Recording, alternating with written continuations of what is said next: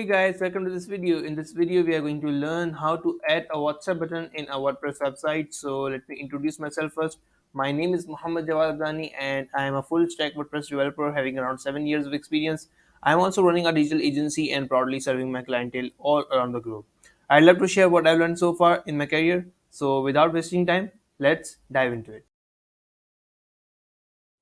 So to get started, I have opened up a website here in which we will be going to add the WhatsApp button. So first of all, we will log into the dashboard. So let's go to dashboard by going to WP admin, and here we will install a plugin for that. For that, we'll go to plugins, and then we'll click add new to add a new plugin. And here we will search for simple chat button. We'll be installing this plugin. After it is installed, activate this plugin. And now once the plugin is installed, we'll see something like this. Click settings under the plugin name. And here we have very simple settings. In the first field, we can add the WhatsApp number where we want the queries to redirect to. And in the second field, we can type in some text that will be the initial message. When someone will click to the WhatsApp chat icon, they'll have one message typed by default. So this is the field where we can type that message. So and we'll type some number. Let's say, and let's save changes. So let's see how our button looks like. And for that, we'll go to the home page again and we'll refresh the page to see. And here on the right side, you can see that our new WhatsApp chat icon has started appearing.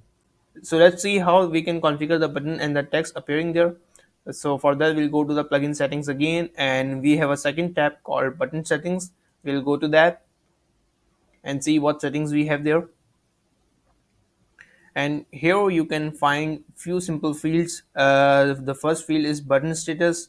It's already marked as enabled. You can simply uncheck this if you want to temporarily disable the button. And here we have button text. If you see on the website, something like this is appearing, need help, we can simply change this from here. And the third field is desktop link type. So here you can select maybe if you want the link to go to WhatsApp web or API or desktop. If you don't know about this, you can keep this WhatsApp web and it will work for all devices, right? We have a fourth field called open link in new tab. So it's just a simple field if you want the WhatsApp chat icon, if you want the WhatsApp chat to open in the same tab or the new tab. New tab is preferred because the customer don't get away from your website. So, and the fifth field is position. Here we can set different positions. Let's set it to bottom left to see how it works. And then, and at the bottom we have some different CSS things that we can adjust to align the button accordingly. Also enabling the button again and clicking save changes. And yes, now it is appearing on the left side because we selected position bottom left. So let's click the button to see how it works. And you can see the chat is now started. So this is how you configure WhatsApp buttons on your WordPress website. Like this, you can add this WhatsApp button on any website you want. And if you want to learn more about WordPress, I've created a complete playlist. You can find a link on the top right side of this video.